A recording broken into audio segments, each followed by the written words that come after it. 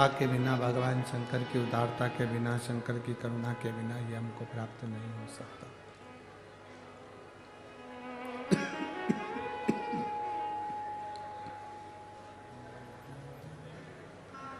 आप अगर गला पकड़ रहा है, आप अगर इस पवित्र प्रांगण के अंदर बैठकर जो महापुराण की कथा को श्रवण कर रहे हैं,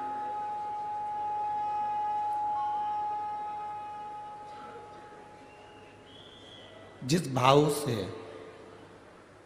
आप कथा को श्रवण करने के लिए आए हैं, जो तुम्हारे मन की अभिलाषा है, जो तुम्हारी इच्छा है,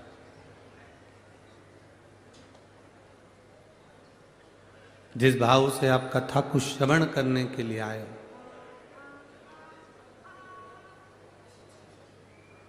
कहते हैं कि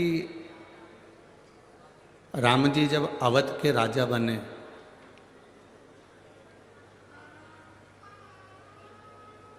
उनका राज तिलक हुआ, तो माता कौशल्या, माता केकई, माता सुमित्रा जी ने गुरु बाबा से कहा, और गुरु जी से कहा कि हमारे अवध की एक रीति है, हमारे अयोध्या का एक रीत है कि राम जी जब राजा बनने हैं, अयोध्या में जो राज सिंहासन पर बैठता है, जब उसका राज तिलक होता है, सभा में जितने बैठे रहते हैं, जो मांगते हैं राम जी को वो देना ही पड़ेगा।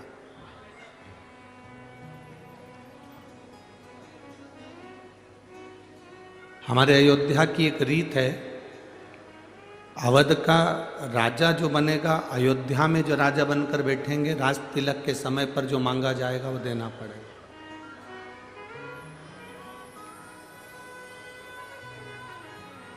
जो भी मांगा जाए वो देना है। कौशल्या जी ने राम जी से कहा कि तुम्हारे इतनी सारी सभा लगी है, तुम्हारे परिवार के लोग जो तुमसे मांगेंगे वो तुम्हें देना पड़ेगा, वो तुम्हें प्रदान करना पड़ेगा। ठीक है, जिसका जो मन पड़े वो मांगे। अब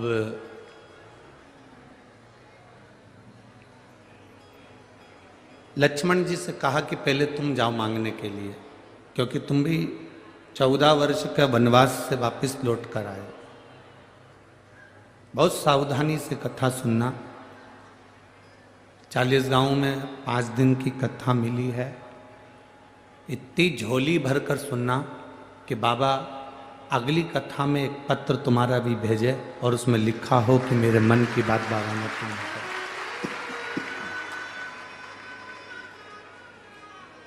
इतने दिल से अगर कथा सुनोगे तो जीवन की एक सार्थकता सिद्ध होगी, एक आनंदता सिद्ध होगी।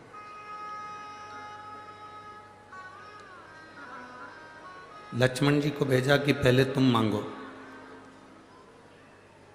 लक्ष्मण जी गए, भैया राम के चरणों को प्रणाम किया।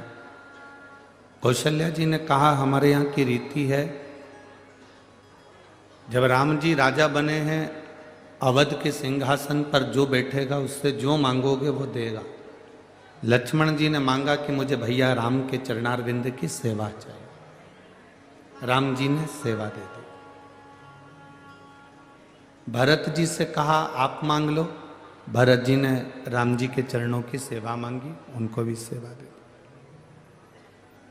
शत्रुघ्न से कहा गया कि तुम मांग लो, तो शत्रुघ्न जी ने भरत जी के चरणों की सेवा मांगी तो उनको दे दी। उर्मिला आई, उन्होंने अवध के सेवा मांगी, सेवा दे दी। मांडवी आई, उसने अपने पति के चरणों की सेवा मांगी, वो दे दी। शत्रुघ्न जी की धर्म पत्नी शुद्ध कीर्ति आई।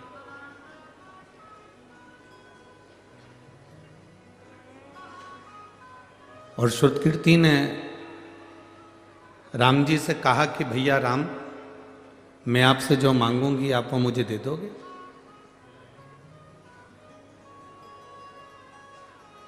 मैं जो मांगूंगी वो आप देना पड़ेगा।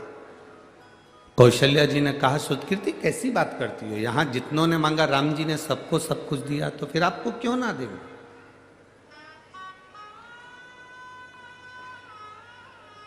आपको मना थोड़ी ना है, आप मांगोगे आपको मिलेगा, मांगो, आपको क्या चाहिए।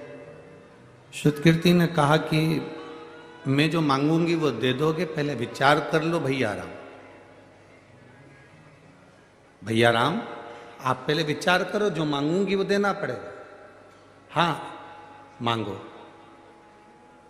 सुतकीर्ति ने फिर कहा, पक्का? पक्का। सीता जी ने कहा, सुतकीर्ति तू मेरी बहन होकर ऐसा बोल रही है, तू तो मांग ले जो चाहिए तेरे को राम जी से। सुतकीर्ति ने कहा, पहले मुझे संकल्प दो कि मैं जो मांगूंगी वो मुझे देना पड़ेगा। सीता जी कहती हैं, ऐसी बात कर रही हो तुम तो कि संकल्प दो। कैकेयी को थोड़ा सा भय होने लगा। कैकेयी को लगा कि मैंने 14 वर्ष का वनवास राम जी को दिया था, कहीं ये सुतकीर्ति वापिस राम जी को वनवास ना दे दे। उसे भय हो रहा, उसको भय उत्पन्न हो रहा।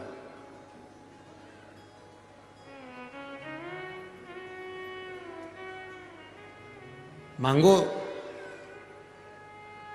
भैया राम ने कहा, सुतकीर्ति मैं वचन देता हूं तेरे को।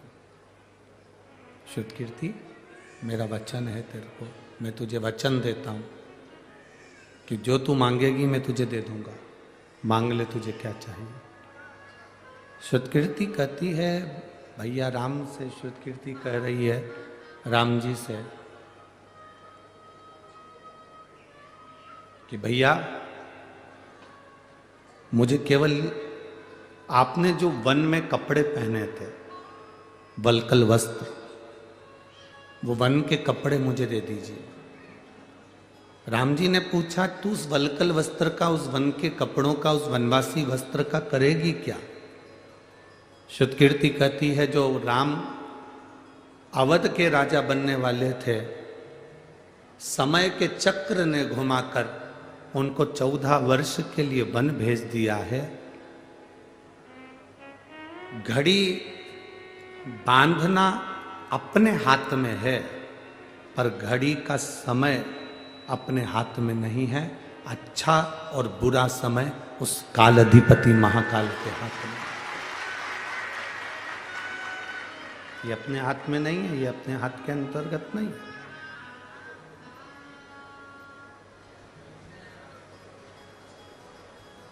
घड़ी बांधना अपने हाथ में हो सकता है, पर समय अपने हाथ में नहीं हो सकता। घड़ी देखना अपने हाथ में है, पर समय देखना अपने हाथ में नहीं हो सकता।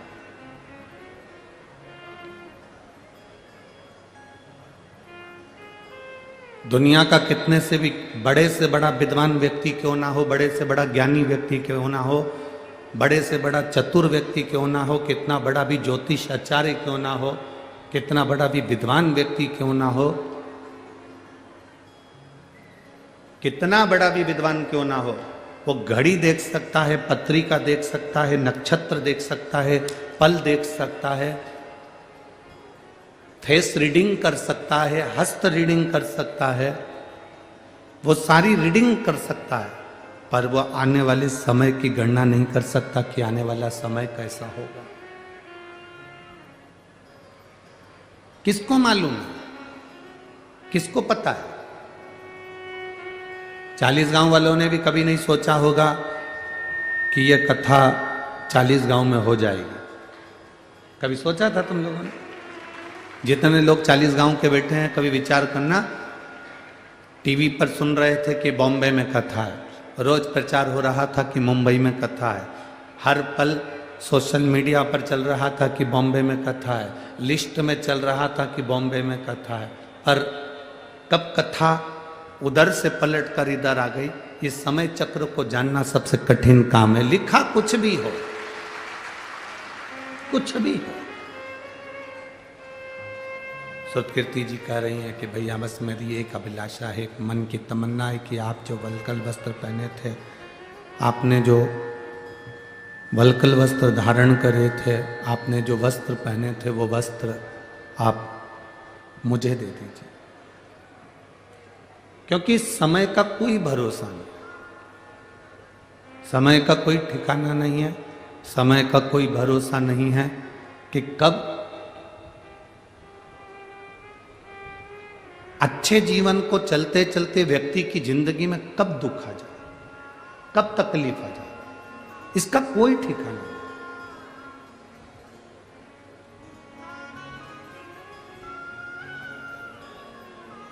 कई लोग कहते हैं गुरुजी हमारी जिंदगी में क्या दुख ही दुख है, हमारे जीवन में क्या तकलीफ है, हमारे जीवन में क्या कष्ट ही कष्ट है, हमारे जीवन में क्या परेशानी ही परेशानी है। हम उनसे कहते हैं तुम्हारे साथ रहने वाले लोग बदल जाते हैं, तुम्हारे दोस्त बदल जाते हैं, रोज भोजन करते हो तो सब्जी बदल जाती है, रोज महीने 2 महीने में तुम्हारे कपड़े बदल जाते हैं, 6-8 महीने में साल भर में तुम्हारा जूता चप्पल बदल जाता है, 2-3 दिन में तुम्हारा फैशन बदल जाता है। बोलो सही है कि गलत है? जब कपड़े बदल सकते हैं, दोस्त बदल सकते हैं, हमारा फैशन बदल सकता है, हमारे चप्पल जूते बदल सकते हैं, पादुका बदल सकती है, तो इतना विश्वास मानकर चलना कि तुम्हारी जिंदगी में अगर दुख का समय चल रहा है तो वो भी एक दिन बदलेगा जरूर और सुख का समय आएगा जरूर।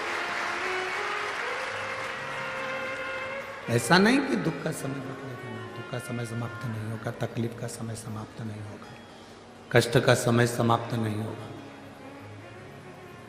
अच्छा समय आएगा, पर थोड़ा सा इंतजार हमको करना पड़ेगा।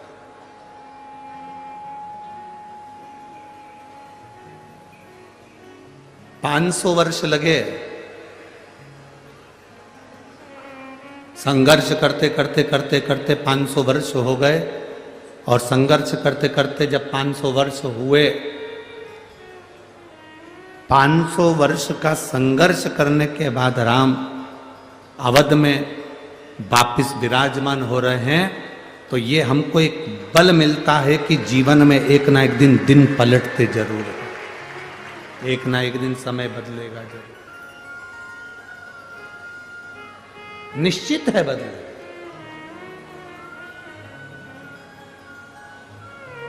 समय बदलता है और निश्चित है बदले।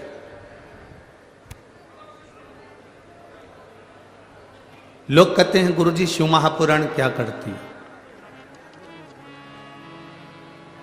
शिव महापुराण का कार्य क्या है? आप लोग लाखों की संख्या में पहुंचे हो,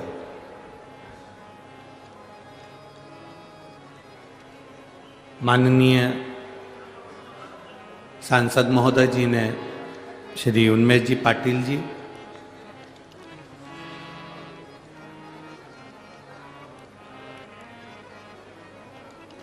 जितनी कथाएं हमने करी है, उन कथाओं में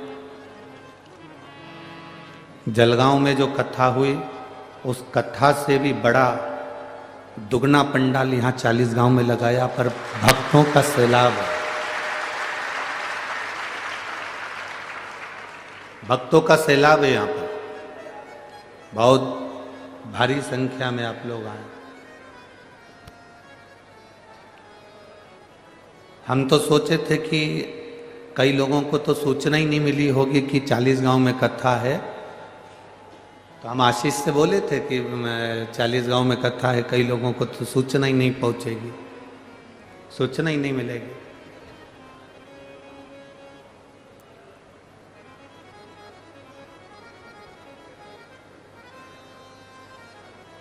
तब आशीष बोला था गुरुजी ये महाराष्ट्र है,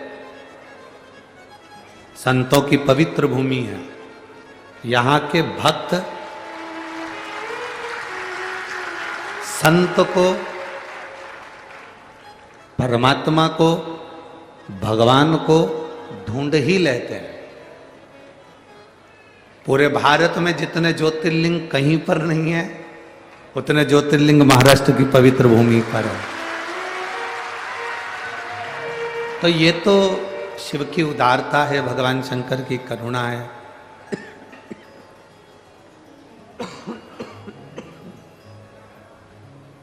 ये तो भगवान शिव की कृपा है, करुणा है, उनकी उदारता है, उनकी दया है, जो 5 दिन के अंदर इतनी व्यवस्था यहां करी गई और आप लोग भी इतनी संख्या में पहुंचे। क्या देती है शिवपुराण? आप लोग सुनकर चले जाएंगे।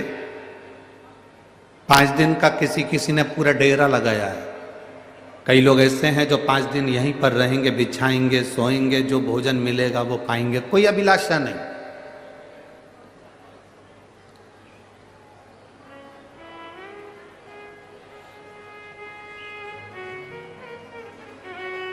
कोई कांच लेकर, कंगा लेकर कोई नहीं आया। सब भगवान की कथा सुनने के लिए आए हैं और दिल से सुनना है। और हमने पहले भी कथाओं में कहा है, आज फिर कहते हैं, कथा के पंडाल में 5 दिन 7 दिन की जो शिव महापुराण की कथा होती है, उसमें जो लोग कथा के पंडाल में डेरा लगा कर बैठते हैं, वो केवल कथा के पंडाल में नहीं बैठते। ये कथा का पंडाल नहीं है। भारत की भूमि की जितनी पवित्र नदियां हैं, जितने पवित्र तालाब हैं, जितने पवित्र सरोवर हैं, जितने ज्योतिर्लिंग हैं, जितने तीर्थ हैं, भारत की भूमि के जितने ज्योतिर्लिंग, जितने तीर्थ, जितनी नदी, जितने तालाब, जितने सरोवर हैं, ये सारे के सारे भारत की भूमि के सारे नदी, तालाब, सरोवर, तीर्थ सब 5 दिन के लिए 40 गांव के इस पवित्र प्रांगण में आकर विराजमान हो जाते हैं।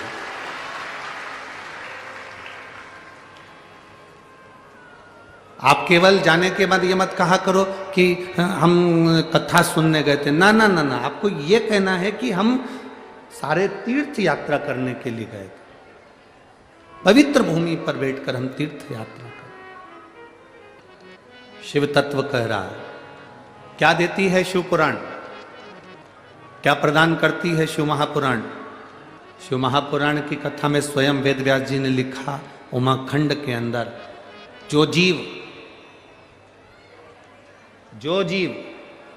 भगवान की कथा को श्रवण करने के लिए शिव महापुराण के पंडाल में पहुंचता है और हृदय से कथा का रस स्वादन करता है, जिस कामना से जिस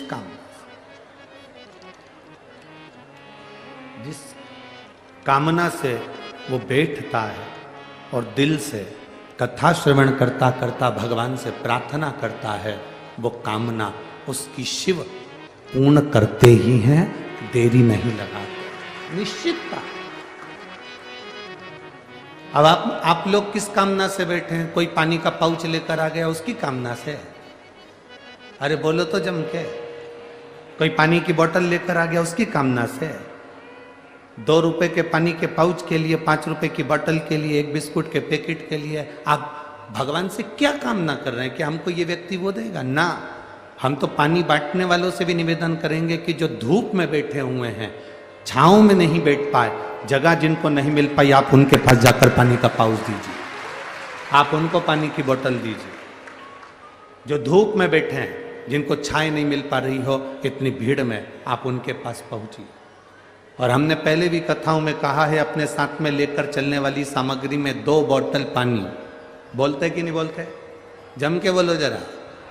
2 पानी की बोतल, 1 बिछाने का दरी, 1 जम के बोलो जरा छाता, कि मान लो कहीं टेंट लगा नहीं मिले और धूप बहुत तेज है, तो अपने छाते में अपन किसी को ये 15 बाई 15 का टेंट लगाकर 200-500 रुपए की हम पंडाल लगाकर किसी को कथा नहीं सुना सकते, तो कम से कम अपने छाते में 2 लोगों को बिठाकर कथा सुना सकते हैं।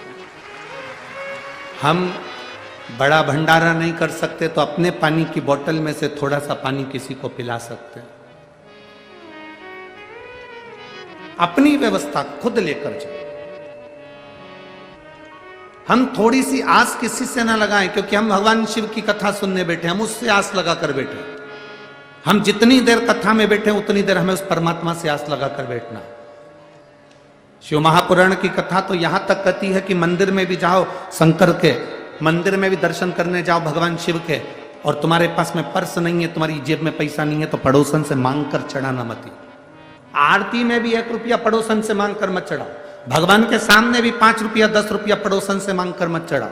भगवान को बड़ा बुरा लगता है जैसे सास तुम्हारे साथ में है और तुम पड़ोस कि काकी से कहो काकी मुझे 200 रुपए दे दो, और सास से नहीं मांगो तो सास को बुरा लगता है। उसी तरह भगवान के मंदिर में भगवान के सामने तुम पड़ोसन से मांग कर आरती में पैसा चढ़ाओ या भगवान के सामने पैसा चढ़ाओ, भगवान ये नहीं चाहता। भगवान कहता है तेरा पिता मंदिर के अंदर बैठा है, तू एक बार मुझसे कहता तो मैं तुझे देता, तू मुझसे तो बोलता, तू मुझसे कह नहीं रहा, कोई आस मुझसे लगाई नहीं। तुम बोल बम का नारा है सारी समस्या का हल, तुम मुझसे तो आस लगा। हम दुनिया से आस लगा कर बैठे, और जिस दिन हमने परमात्मा से आस लगाई उस दिन हमारी जिंदगी की सार्थकता सिद्ध हो। सिद्ध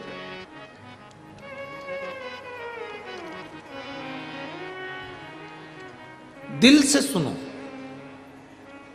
थोड़ी फाइल मोटी होगी, कष्ट ज्यादा होंगे, तकलीफें होंगी, थोड़ा समय लग सकता है कष्ट को मिटाने में, पर अगर आपने 1 लोटा जल देवाधिदेव महादेव को चढ़ाना प्रारंभ करा है तो वो जल खाली नहीं जा सकता, वो जल खाली नहीं जाएगा।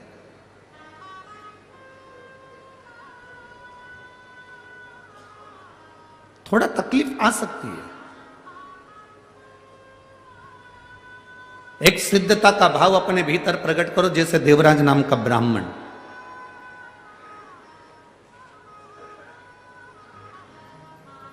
चोर है, धन नहीं है, पैसा नहीं है, चोरी का धन लेकर आया है और वो धन लेकर शिव जी के मंदिर में पहुंच जाता। इसको भी नहीं मालूम कि मेरी माता शंकर के मंदिर में 1 लोटा जल चढ़ाती रहे।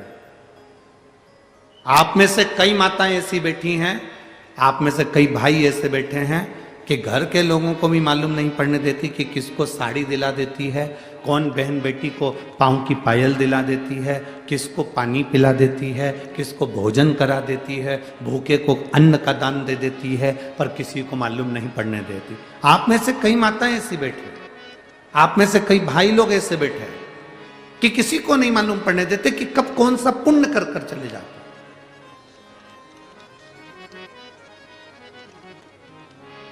अपने हाथों से अपन सत्कर्म करते चले। कौन देख रहा है हमें उससे मतलब नहीं, कौन हमको देखा उससे मतलब नहीं, कौन ने हमको पूछा उससे हमें मतलब नहीं, कौन हमको चाहा उससे हमें मतलब नहीं। हमें तो ये मतलब होना चाहिए कि हमें किसी भूखे को भोजन करा दिया, प्यासे को पानी पिला दिया। मूल वही है। देवराज को नहीं मालूम था कि मेरी माता शिव जी को 1 लोटा जल चढ़ाती है। शायद आप लोगों को भी नहीं मालूम होगा कि शंकर जी पर 1 लोटा जल चढ़ाने का फल क्या है।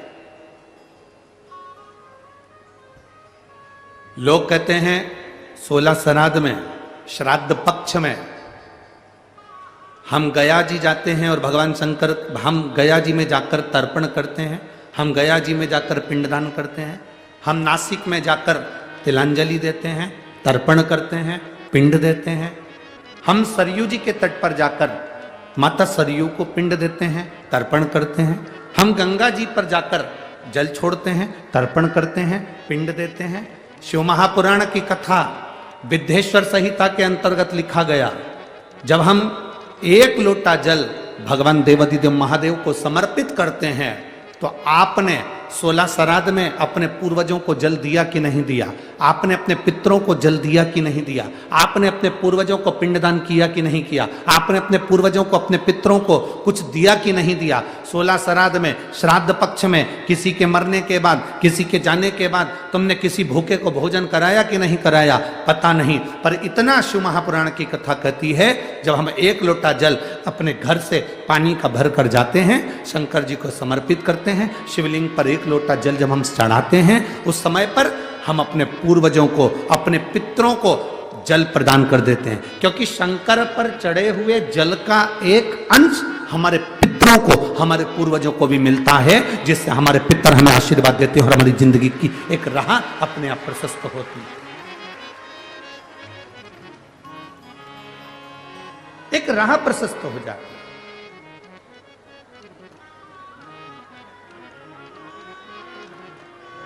हम वो जल जो शिव जी को समर्पित कर रहे हैं, भगवान शंकर को, भगवान देवाधिदेव महादेव को समर्पित कर रहे हैं, वो जल खाली नहीं जाता। आपका दिया गया एक लोटा जल आपके पूर्वजों के हिस्से में भी जाता है। शिव जी पे चढ़ाए गए एक लोटे जल में से एक अंश आपके पितरों को भी प्राप्त होगा। अच्छा चलो एक बात आपसे पूछें, 40 गांव वाले सब उत्तर देना जरा अच्छे से, हो बड़ा ध्यान से उत्तर देना।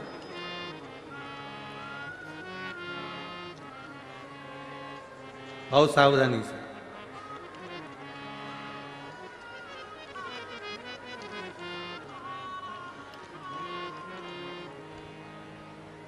ये कार्यकर्ताओं से निवेदन है, आप लोग जो चल रहे हैं फिर रहे हैं बार बार, आप लोग अपनी जगह पर बैठ जाओ, और जिनको पानी देना है उनसे निवेदन है कि आप बाहर जो धूप में बैठे हैं, गर्मी में बैठे हैं, आप उनको पानी दीजिए।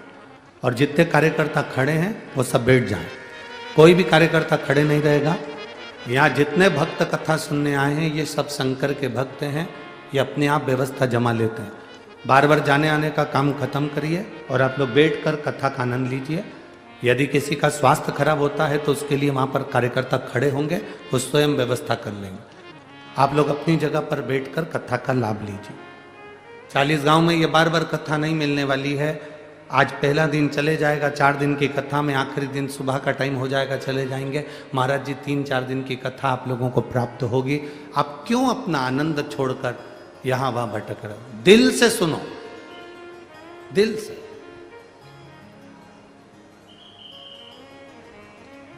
और हम आपसे भी कहते हैं, आपको कार्यकर्ता की जरूरत है कि महादेव की जरूरत है? जम के तो बोलो जरा, बस। तो फिर बड़े प्रेम से, आनंद से बैठकर कथा सुनो। एक प्रश्न आपके भीतर, शिव महापुराण की कथा कहती है, विदेश्वर संहिता कहती है कि एक लोटा जल जब हम महादेव को चढ़ाते हैं, शिव जी को समर्पित करते हैं, तो उसमें से एक अंश पितरों के पास चले गया, एक अंश पूर्वजों के पास चले गया, एक अंश वास्तुशास्त्र के, वास्तु के देवता के पास चले गया, एक अंश नारायण के पास चले गया, एक अंश ब्रह्मा जी के पास चले गया, एक अंश इंद्र के पास चले गया। विदेश्वर संहिता कहती है कि शंकर जी पर समर्पित जल के 33 कोटि देवी देवताओं के हिस्से हो जाते हैं केवल एक लोटे जल में से, एक लोटा जल में से। 33 कोटि देवताओं के हिस्से हो जाते हैं एक लोटा जल में से। अब आपसे प्रश्न यह है, जब से शिव महापुराण की कथा टीवी पर चालू हुई, जब से शिव महापुराण की कथा भारत के लोगों ने, विश्व के लोगों ने सुनना प्रारंभ करा, जब से शिव महापुराण की कथा लोग श्रवण करना प्रारंभ करे, सुनना प्रारंभ करे, तब से आज तक, और उसके पहले का समय निकाल कर देखना, पहले जब आप किसी को पत्रिका दिखाते थे, हाथ दिखाते थे, तो लोग कहते थे कि पितृदोष है। बोलो, बोलते थे कि नहीं बोलते थे? लोग कहते थे वास्तु दोष है, लोग कहते थे काल सर्प दोष है, इसका पूजन कराओ, पितृदोष का पूजन कराओ, काल सर्प दोष का पूजन कराओ, वास्तु दोष को सही कराओ। जब से शंकर को तुमने एक लोटा जल चढ़ाना प्रारंभ करा और दुनिया के लोगों ने शिव को मानना प्रारंभ करा, उसके बाद तुमने बहुत कम मात्रा में सुना होगा कि कोई कहता होगा कि पितृदोष है, कि वास्तु दोष है, कि काल सर्प दोष है। क्योंकि सारी समस्या का हल एक लोटा जल। जब हम शिव जी को जल चढ़ाते हैं तो हमारा पितृदोष, हमारा वास्तु दोष, हमारा काल सर्प दोष, ये सब अपने आप धीरे धीरे धीरे धीरे समाप्त हो जाता है, अपने आप।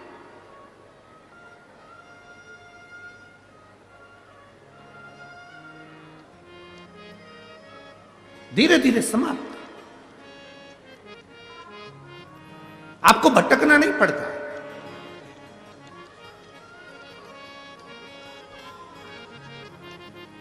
एक पत्र है, देखिए।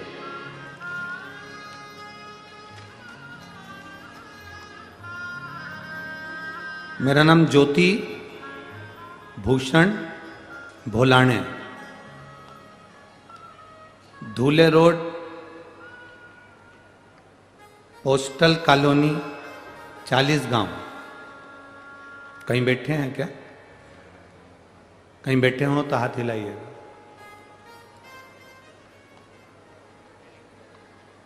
बच्चा आया है साथ में?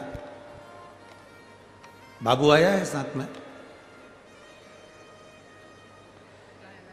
नहीं, ले आओ इसको, ले आओ।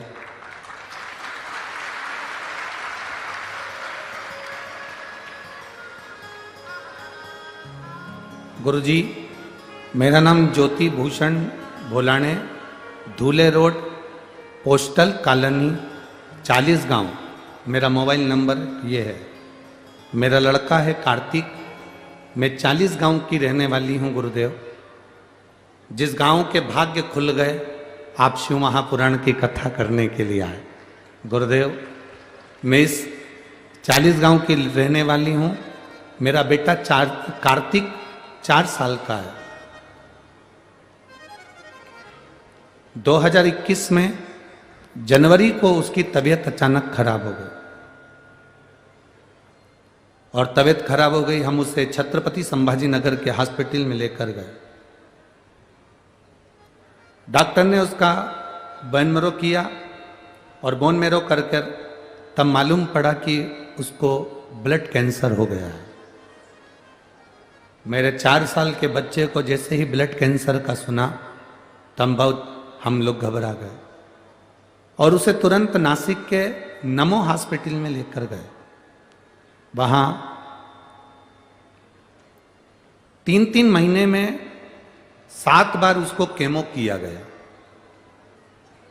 साथ में आयुर्वेदिक दवा भी देते रहे, लेकिन उससे भी कोई आराम नहीं मिला।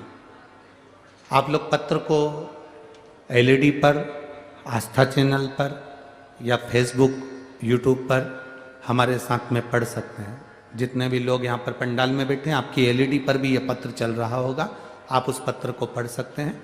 मेरा नाम ज्योति भूषण भोल के, धूले रोड, पोस्टर कॉलोनी, 40 गांव। मेरा मोबाइल नंबर ये है। मेरा लड़का कार्तिक 4 साल का है, जिसकी तबीयत खराब हुई। हमने उसे छत्रपति संभाजी नगर हॉस्पिटल में दिखाया तो मालूम पड़ा कि उसको ब्लड कैंसर हो गया है। हम बहुत घबरा गए। उसके कीमो चालू हो गए। 4 साल के बच्चे के कीमो, गुरुदेव, बड़ा बड़ा कैंसर का मरीज कीमो नहीं झेल पाता, पर मेरा बेटा 4 साल का कीमो झेल रहा था। 7 बार उसके कीमो हुए, आराम नहीं मिला। डॉक्टरों ने कहा कि उसके शरीर में सिर्फ 1% खून बचा है और उसकी कोई गारंटी नहीं है। तुम इसको घर ले जाओ, तो अब इसको घर ले जाओ और घर पर जितनी सेवा कर सकते हो उतनी करो। अब इस बच्चे की कोई उम्र भी नहीं लगती। गुरुदेव, हम लोग बहुत घबरा गए। आप कथा में कहते हो कि 1 लोटा जल सारी समस्या का हल होता है। आपकी कथा जलगांव में शुरू थी, तब हम बच्चे को सीहोर लेकर गए। हमने कुबेरेश्वर महादेव का दर्शन किया, कंकर शंकर की पूजन करी और एक रुद्राक्ष मांगकर लेकर आए। उस दिन हमने आपके मंदिर में जो बड़ी वाली शिला रखी है कंकर शंकर के रूप में, जो बड़ी केदार शिला रखी है, हमने उस बच्चे को वहां पर सुला दिया और कह दिया ये बच्चा आज से तुम्हारा है, अब तुम जानो, तुम्हारा काम जानो। क्योंकि मेरे डॉक्टरों ने मना कर दिया है कि इसको घर ले जाओ, इसकी उम्र कम है, 1% खून बचा है, बाकी का पूरा खून इसका ब्लड कैंसर में कैच हो गया और बेकार हो गया है, ये प्राण छोड़ देगा। हमने बच्चे को शिव जी को समर्पित करा गुरुदेव। अब हम जो रुद्राक्ष लेकर आए उस रुद्राक्ष को पानी में गलाना, उसका आचमन कराना, बाबा शंकर का स्मरण करना। मैं बाबा का क्या गुणगान करूं गुरुदेव। मैंने दूसरी जांच जब बच्चे की कराना प्रारंभ करा तो धीरे धीरे मेरे बच्चे के शरीर में रक्त बनना प्रारंभ हुआ और कैंसर समाप्ति पर आया। मैं बाबा के चरणों को प्रणाम करने के लिए आती हूँ कि मेरे बच्चे की तबीयत अब ठीक है और मैं माननीय खासदार उन्मेष जी भैया साहिब पाटिल को एवं सो संपदा ताई का आभार मानती हूँ जिन्होंने ये कथा में यहाँ कराई।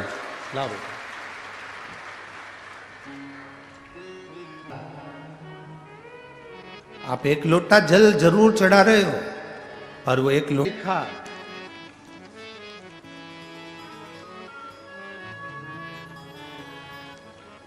आप कथा में कहते हो कि एक लोटा जल सारी समस्या का हल है। आपकी कथा जलगांव में चल रही थी और मैं यहां प्रणाम कर कर गई थी कि बाबा मेरे बच्चे को डॉक्टरों ने अंतिम क्षण दे दिया, अब आप जानो, आपका काम जानो। ये भरोसा, ये विश्वास। गुरुजी मेरे लड़के की रिपोर्ट अच्छी आई, कैंसर उसका कम हुआ, मैंने उसकी रिपोर्ट भी लगाई है साथ में, डॉक्टर की रिपोर्टें भी लगाई गई, उसने रिपोर्ट भी लगाई साथ। एक भरोसा, एक दृढ़ता, एक विश्वास।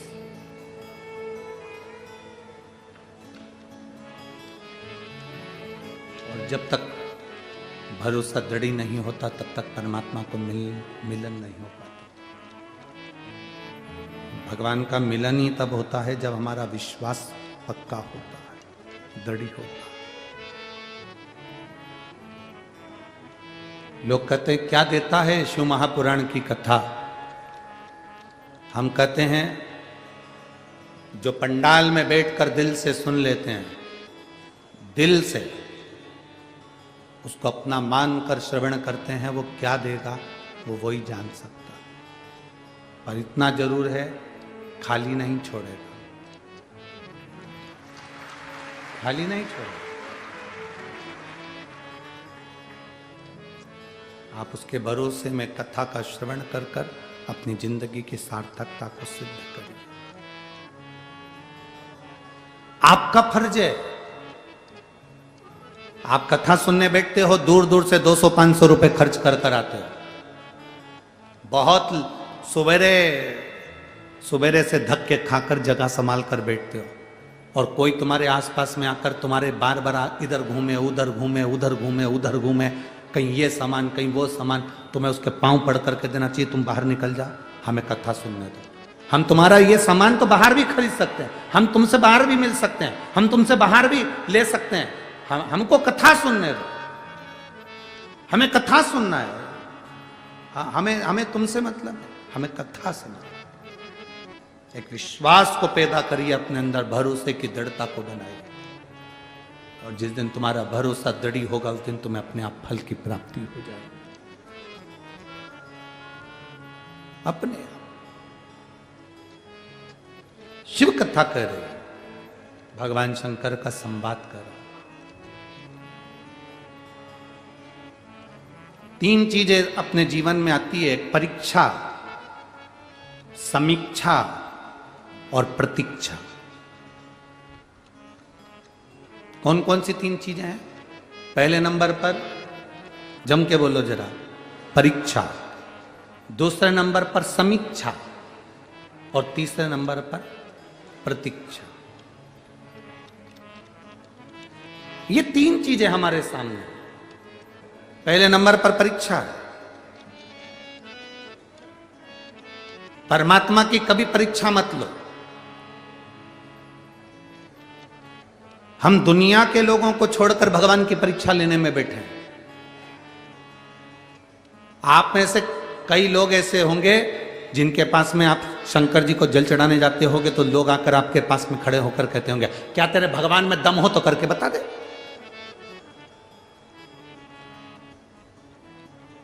तेरे भगवान में अगर कुछ है तो कर कर बता। कई लोग ऐसे होंगे जो भगवान पर उंगली उठाएंगे। आप हाथ जोड़कर कह देना, ना तो मुझे भगवान की परीक्षा लेना है, ना मुझे परीक्षा से मतलब है। मैं क्यों कहूं कि मेरे भगवान में दम है तो ये करके ना ना ना, ये व्यर्थ की बात दुनिया के लोग करते हैं, मैं नहीं करती। मैं तो एक लोटा जल महादेव को चढ़ाती हूं और इस भाव से चढ़ाती हूं कि मेरा महादेव मुझसे कदम से कदम मिलाकर चल रहा है, मुझे और कुछ नहीं चाहिए।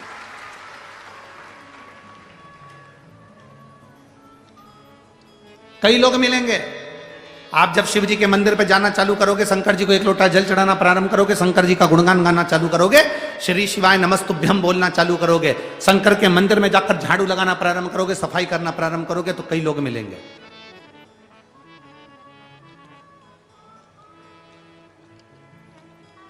आप मंदिर को जब क्लीन कर रहे हैं, साफ कर रहे हैं, मैं माननीय प्रधानमंत्री जी श्री नरेंद्र मोदी जी को धन्यवाद देना चाहूंगा कि राम अवध में विराजमान हो रहे हैं, उसके पहले उन्होंने एक नियम पूरे भारत में लागू किया कि राम जी अवध में बैठे, उससे पहले हमको एक आंदोलन चलाना है, पूरे मंदिरों को साफ करना है। शिव महापुराण की कथा आपने श्रवण कर ये जो नियम आपने शिव महापुराण की कथा श्रवण कर ये नियम जो लिया और पूरे भारत के मंदिरों को, नदियों को, तालाब को, बावड़ी को, सरोवर को क्लीन करने का जो विचार करा, यही समिति का नियम है, यही शिव महापुराण कहती हुई है।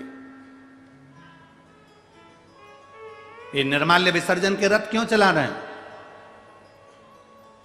सब दूर कचरे के रथ चलते हैं, परंतु विठलेश सेवा समिति आपसे बार बार कहती है, कुबेरेश्वर धाम से बार बार कहा जाता है, शिव महापुराण में बार बार कहा जाता है, निर्माल्य विसर्जन के रथ भगवान के मंदिर के निर्माल्य को इकट्ठित करके उसकी खाद बनाओ, पेड़ पौधे में डालो, नदियों को स्वच्छ रखो, सरोवर स्वच्छ रखो, तालाब स्वच्छ रखो, मंदिर स्वच्छ रखो।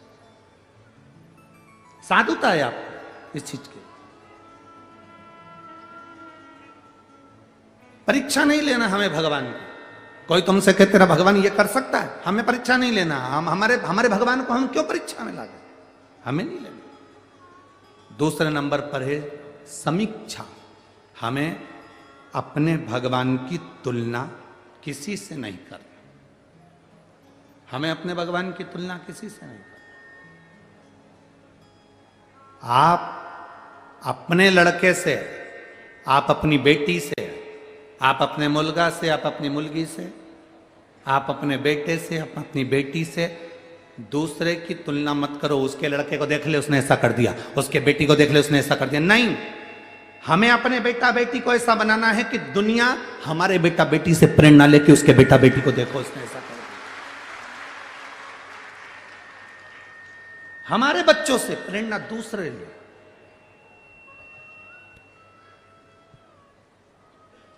हमें समीक्षा नहीं करना। हमें दो चीजें नहीं करना, तीन चीजें हैं। पहले परीक्षा, दूसरी समीक्षा और तीसरी प्रतीक्षा। हमें तीन चीजों में से दो चीजें छोड़ देना।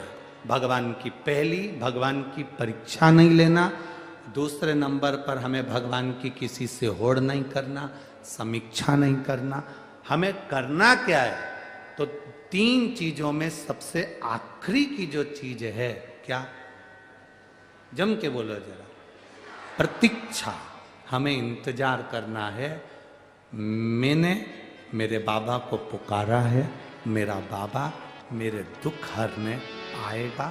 जैसे शबरी राम जी का इंतजार करती रही, प्रतीक्षा करती रही, तो राम आए। शबरी राम जी का इंतजार करती रही तो राम आए। काशी में बैठकर नंदी इंतजार करता रहा तो काशी में विश्वनाथ का मंदिर में शिवलिंग प्रकट होना ही पड़ा। प्रतीक्षा, एक प्रतीक्षा। कौशल्या जी प्रतीक्षा करी, राम आए। भारतवासियों ने प्रतीक्षा करी, 500 साल लग गए, भले लग गए, पर राम अवध में आए। ये प्रतीक्षा है, हमें प्रतीक्षा करो, आएगा। ऐसा कोई दुख नहीं संसार में जो खत्म नहीं हो सकता, ऐसा कोई रोग नहीं जिसकी औषधि नहीं,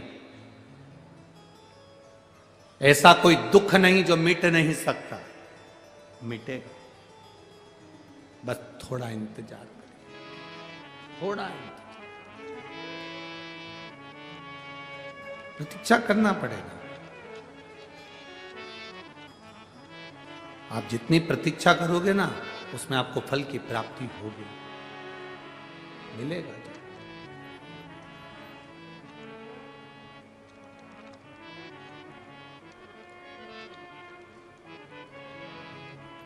वो मिलेगा जो, बिना प्रतीक्षा के हो ही नहीं। वो इंतजार करोगे, मिलेगा जो। ऐसा क्या है जो नहीं मिल सकता? क्या है जो ना मिलेगा? मिलेगा, थोड़ी प्रतीक्षा करना पड़ेगा। कोई कहे तुमसे शिव जी के मंदिर जाना से क्या होगा, शंकर जी को जल चढ़ाने से क्या होगा, थोड़ा इंतजार करना। 1 महीना, 2 महीना, 3 महीना नहीं, थोड़ा। अगर फाइल मोटी है, तकलीफ ज्यादा है, कष्ट ज्यादा है, थोड़ा इंतजार करो, चढ़ाते रहो, शिव जी के दरवाजे जाते रहो।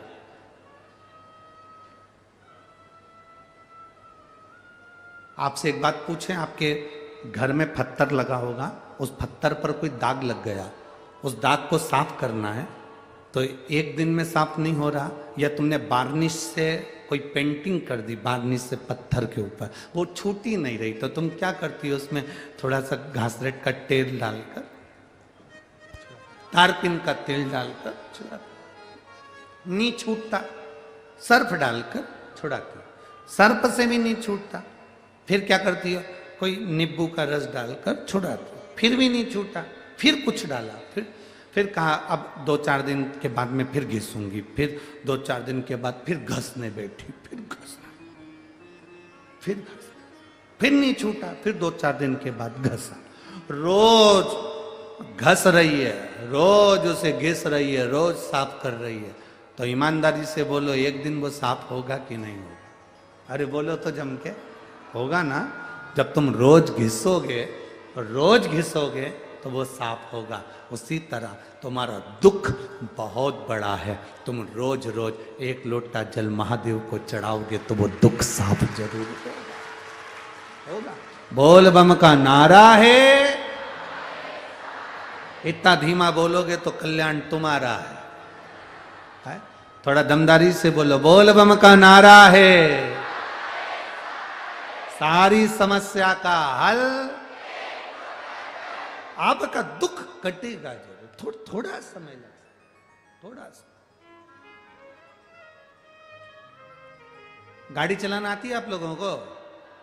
किस किस को आती है? जरा हाथ उठाओ। जिसको आती है हाथ उठाओ जरा। आती है सबको? हाँ, ठीक है। अच्छा ड्राइवर कौन सा है?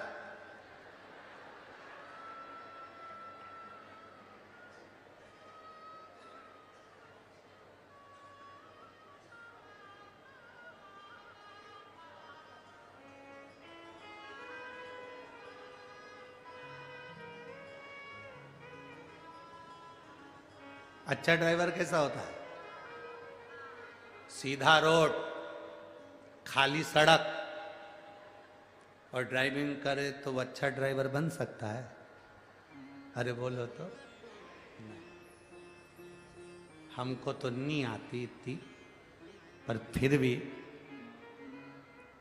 खाली सड़क, खाली रोड, सीधा रोड और गाड़ी चलाने वाला चला रहा है तो वो अच्छा ड्राइवर बन सकता है? नहीं।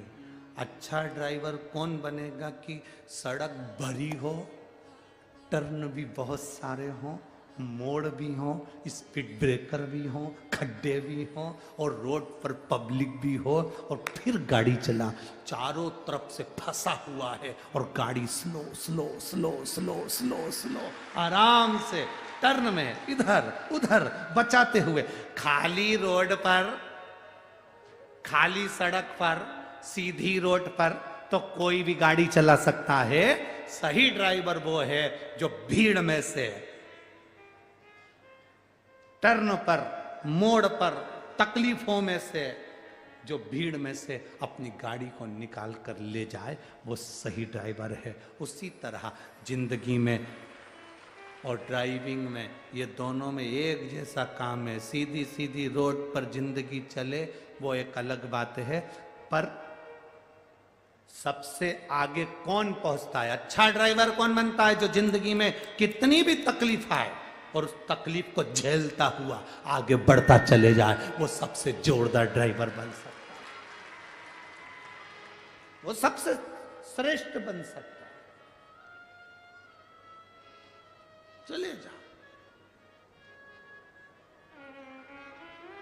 अब ऐसा खाली रास्ते में तो कोई भी, ये अब ये पंडाल देखो, पंडाल के बीच में ये खाली रास्ता है, बीच में ये खाली रास्ता, इसमें से तो कोई भी चल ले।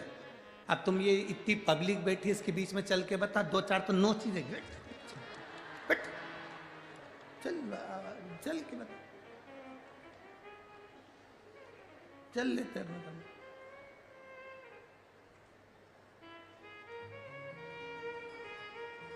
अभी एक पत्र, तुम्हारे जलगांव का ही एक पत्र था पहले, हम जलगांव में उसको पढ़े नहीं थे, परंतु क्योंकि जलगांव में कथा वाचना थी तो हम वहाँ पढ़ दें तो अच्छी बात थोड़ी ना है।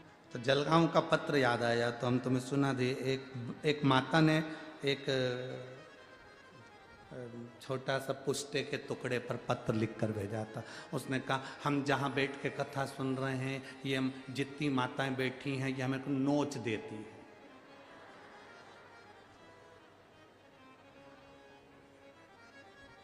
नोच देती। अब उसमें उसका मोबाइल नंबर भी लिखा था। तो हमने वो आशीष से कहा कि इसके नीचे पत्र रखें, उसमें एक पत्र छोटा सा पुस्ते का है, उसको निकाल के लाना। उसमें वो माता ने लिखा है, हम कथा सुनने बैठते हैं, हमारी पड़ोसन हमको नोच देती। तो हम जरा पूछे तो सरी कि वो कहाँ बैठी है। तो इन्होंने पत्र पढ़ा, उसको मोबाइल करा, तुम कहाँ बैठी हो पंडाल में। तो उन्होंने कहा यहाँ बैठी। फिर कार्यकर्ताओं को साथ में, जलगांव के 2-3 कार्यकर्ताओं के साथ, समिति के, बिटले सेवा समिति के भी कार्यकर्ता गए। फिर उनसे पूछा, आपका पत्र है? हाँ। आपने लिखा है पड़ोसन हमको नोच देती है। तो क्यों नोचती है? तो वो कहने लगी, मैं तो चुपचाप बैठी रहती हूँ, कथा सुनती हूँ, इसके बाद भी ये सब नोच देती है। अब ये तो इतना सा बोली और जितनी उसके पास बैठी थी 50-60 सब खड़ी हो गई। ओ बाबा, हमारी सुनो।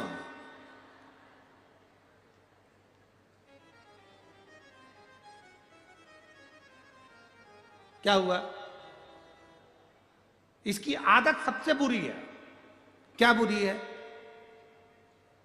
कथा सवेरे 9 बजे से लेकर यहीं बैठी रहेगी, बैठी रहेगी, बैठी रहेगी, बैठी रहेगी, कुछ नहीं खाएगी।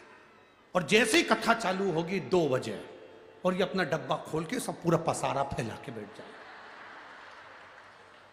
और बेचारी बाइयों आए ना, बेचारी बाइयों कथा सुनने, एक को नहीं बैठने दे, सब पसारा सब दूर फैला ले, किसी को नहीं बैठने दे। और हम कहे थोड़ा सा खसका ले, इनको बैठ जाने दे, बेचारी कथा सुनने आई, इनको बैठ जाने दे, कथा सुनने, नहीं बैठने दो। और झगड़ा करे। अब बताओ क्या करें? अब इतनी पब्लिक में मारे कूटे तो नहीं, फिर एक ही काम करें ना, अब करे सो क्या करे।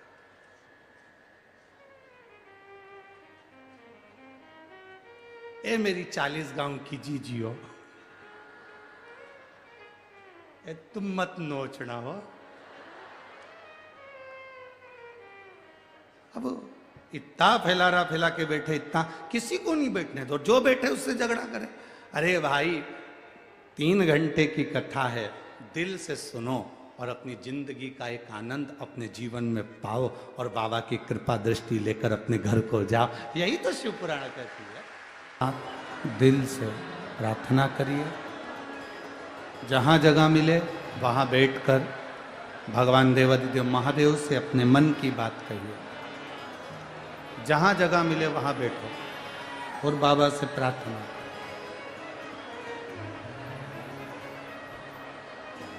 कार्यकर्ता भी जहां खड़े हैं वहीं बैठकर बाबा से विनती करेंगे। जिस विनती को करने के लिए दुनिया के सब लोग बड़े भाव से कथा के पंडाल में पहुंचते हैं, आप भी भाव से प्रार्थना करें। जितने लोग आस्था चैनल पर कथा सुन रहे हैं वो आस्था चैनल पर, जो मोबाइल पर कथा सुन रहे हैं वो मोबाइल पर, अपने मन की बात बाबा से दिल से कहेंगे, प्रार्थना करेंगे, भाव से विनय करें। जिसको आता है वो साथ में बोलेगा, उच्च स्वर में, यहाँ तक आवाज पहुँचे आपकी, आप बाबा से प्रार्थना करिए।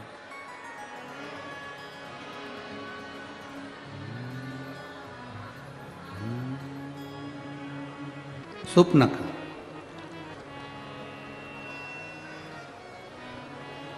रामायण के अंदर जितने पात्र हैं, रामचरितमानस में जितने पात्र हैं, सारे पात्र शिव के उपासक।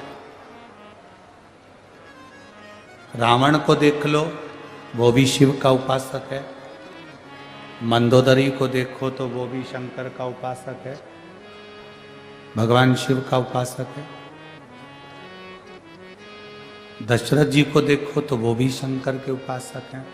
राजा जनक जी को देखो तो वो भी शिव जी के उपासक हैं, भगवान शंकर के। जटायु को देखें तो वो भी भगवान शंकर के उपासक हैं। संपाति को देखें तो वो भी भगवान शिव के उपासक हैं। विभीषण को देखो तो वो भी शिव का उपासक है। विभीषण की धर्म पत्नी शर्मा को देखो तो वो भी शिव के उपासक है। रामायण में जितने पात्र, रामचरितमानस में आपको जितने पात्र मिलेंगे सब शंकर के उपासक। उसी में एक पात्र है सूपनख।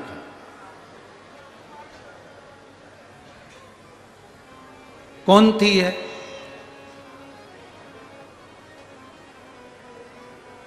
ये देवलोक में रहती थी, जिसका नाम था नयनतारा, अप्सरा थी।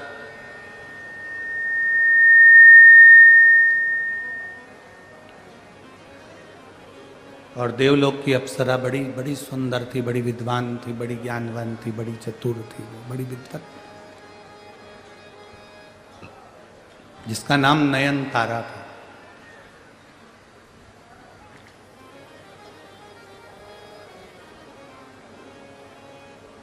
भगवान विष्णु स्फाटिक के सुंदर पुखराज के शिवलिंग का पूजन करते थे। लक्ष्मी जी स्वर्ण और हीरे से जड़े हुए शिवलिंग का पूजन करती थी। ब्रह्मा जी सुंदर चंदन से बने हुए शिवलिंग का पूजन करते थे।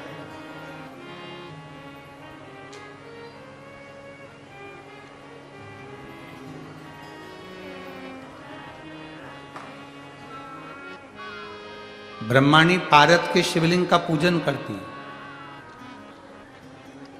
इंद्र रत्नों से जड़ित शिवलिंग का पूजन करते हैं। एक बार नयनतारा देवलोक की अप्सरा भ्रमण करती करती भगवान नारायण के बैकुंठ में चली गई।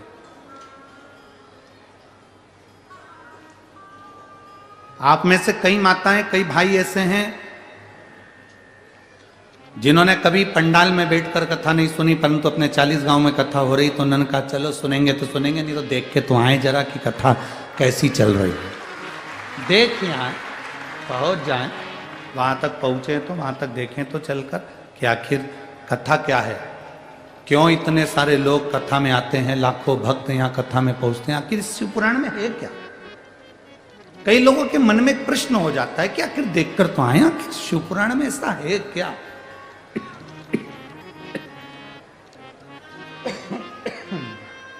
भगवान मालिक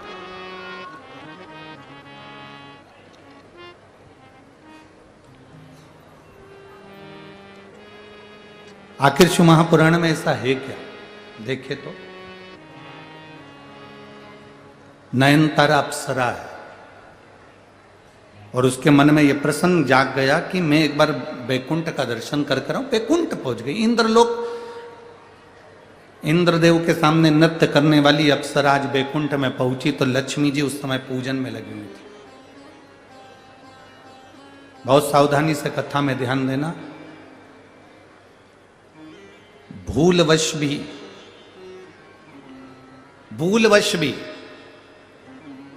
जा रहे थे कहीं और भूलवश भी अगर शिव महापुराण की कथा में कोई पहुंच जाता है तो उसका फल क्या? भूलवश, अचानक। और एक पत्र भी है उसका,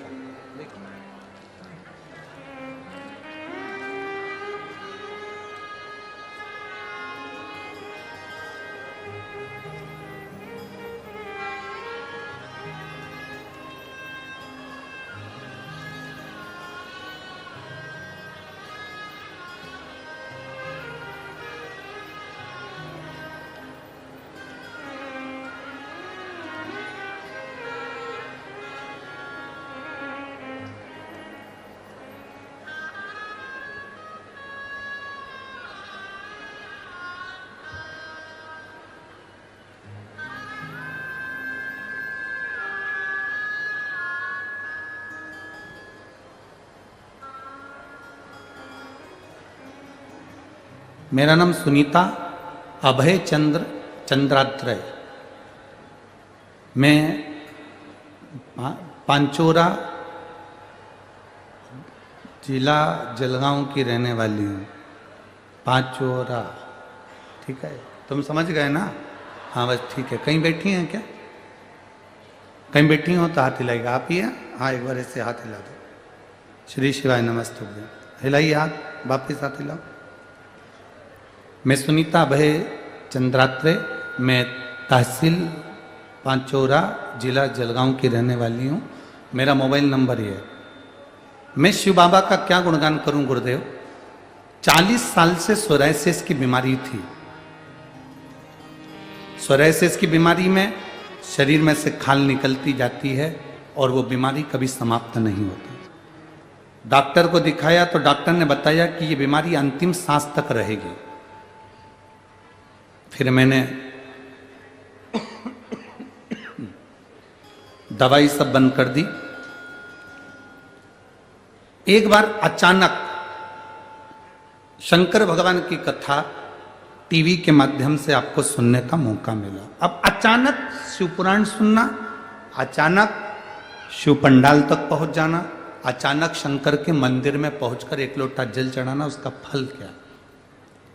टीवी चलाते चलाते आपकी कथा आ गई।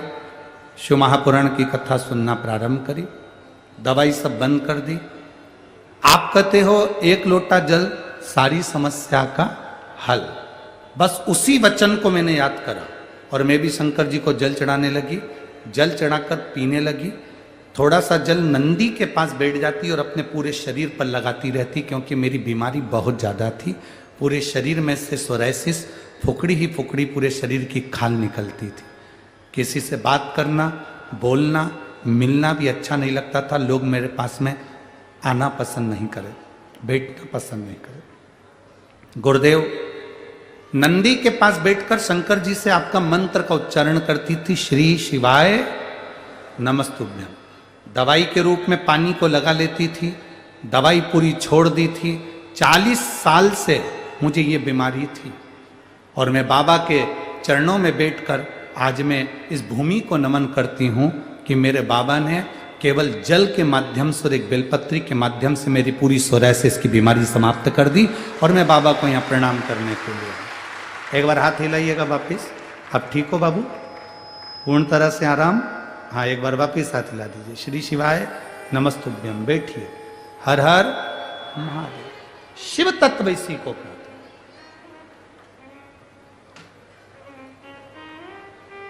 एक पत्र हमें मिल नहीं रहा। वो पत्र एक बहन ने लिखा था कि मेरी बेटी 3-4 साल की हो गई और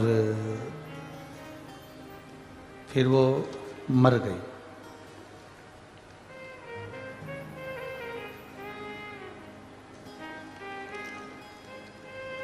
जिसने पत्र लिखा था अगर वो बेटी हो तो हाथ हिला सकती है। वो बेटी मर गई।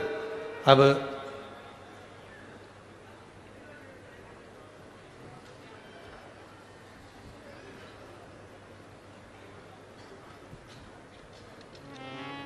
हाँ ये है।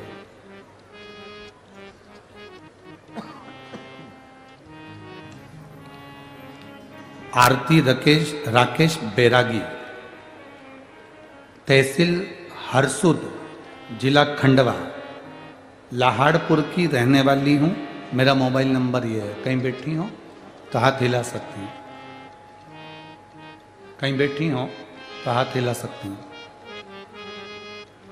आरती राकेश बैरागी, तहसील हरसुद, जिला खंडवा, लाहड़पुर की रहने वाली हूँ। मेरा मोबाइल नंबर ये है। कहीं बैठी हो तो हाथ हिला सकती हूँ। जहाँ कहीं भी बैठी हो हाथ हिला सकती हूँ। बाबा, मेरी एक बेटी थी, वो भी शादी के बहुत सालों के बाद हुई थी। उसकी तबीयत खराब होने के कारण उसका निधन हो गया। वो 5 साल की थी। 5 साल की बेटी मेरी शांत हो गई। अब शांत होने के बाद दूसरी मेरी कोई संतान नहीं थी। जब दूसरी कोई संतान नहीं, डॉक्टर ने कहा था तुम्हारे यहाँ संतान का सुख नहीं है, तो तुम्हारे बच्चादानी में कोई तकलीफ है, इस कारण बस तुम्हें औलाद नहीं होगी। हमने बहुत खर्च किया पर संतान का सुख नहीं आया। बेटी मरे हुए साल भर हो गया। मेरा दिल बहुत दुखी हुआ क्योंकि 5 साल की बेटी मेरी चली गई। किसी ने कहा कि एक बार पशुपतिनाथ का व्रत करो। जब से बेटी का समाप्त हुई, शांत हुई, मैंने भगवान को मानना ही बंद कर दिया और पहली बार मैंने पशुपति व्रत किसी के कहने पर करा। शिवजी को जल चढ़ाती, पशुपति व्रत करती। बाबा का मैं क्या गुणगान करूं गुरुदेव। जिन डॉक्टरों ने मुझे मना करा था कि तुम्हारे यहाँ संतान का सुख नहीं, अब बाबा की कृपा से मेरा जब पशुपति व्रत पूर्ण हुआ, उसके 1.5 महीने बाद मेरा गर्भ ठहर गया और मैंने बाबा से प्रार्थना करी, बाबा मेरी बेटी गई है, 5 साल की मेरी बेटी शांत हो गई, आप कृपा करो। और बाबा की कृपा से आज मेरे घर में बेटे ने जन्म लिया है, जिसका नाम मैंने शिव रखा है। उसका मैं फोटो भी लगा रही हूँ और बाबा की कृपा को धन्यवाद करती हूँ। कहीं बैठी हो तो हाथ हिला सकती हूँ। बेटे का फोटो भी भेजा है, आप लोग दर्शन कर सकते हो। शिव तत्व ओघड़ी, शंभु, त्रिकालदर्शी, कैलाशी, शिव शिव है। एक विश्वास जागृत है। अचानक नयनतारा अप्सरा भगवान नारायण के बैकुंठ धाम में पहुंच जाती है। अचानक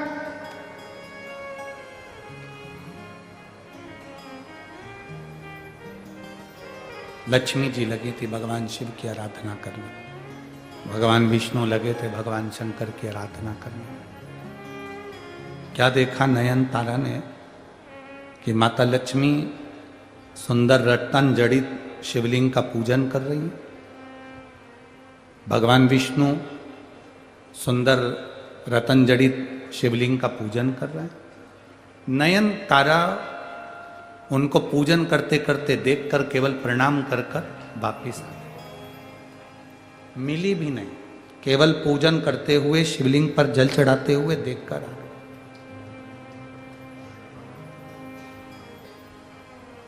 जब नयन तारा वापिस आई, अप्सरा थी,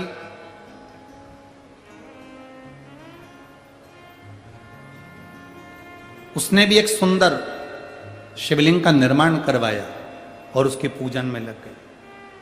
अब देखिए, अचानक पूजन देख लेना, शिवलिंग पर जल चढ़ाते हुए देख लेना और खुद भी जल समर्पित करना प्रारंभ करना। अब नयन तारा ने जैसे ही शंकर भगवान को जल चढ़ाना प्रारंभ करा, जल चढ़ाते चढ़ाते चढ़ाते चढ़ाते नयन तारा इतनी शिव में लीन होने लगी, इतनी लीन होने लगी कि एक बार एक ऋषि जिनका नाम था वज्र ऋषि, वज्रा ऋषि मृत्युलोक में बैठकर तप साधना में लीन थे। इंद्र का सिंहासन डोलने लगा, इंद्र को लगा कि ये वज्रा ऋषि तो मेरा सिंहासन छीनना चाहते हैं। इंद्र को थोड़ा सा मन में खटकने लगा कि ये वज्रा ऋषि मेरा सिंहासन लेना चाहते।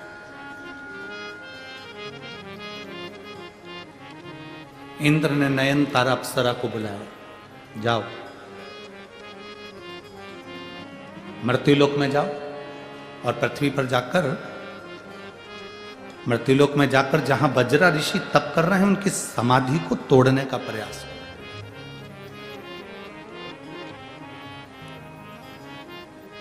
इंद्रलोक में इतनी सारी अप्सराएं नृत्य करती हैं, इंद्रलोक में इतनी सारी अप्सराएं रहती हैं, कोई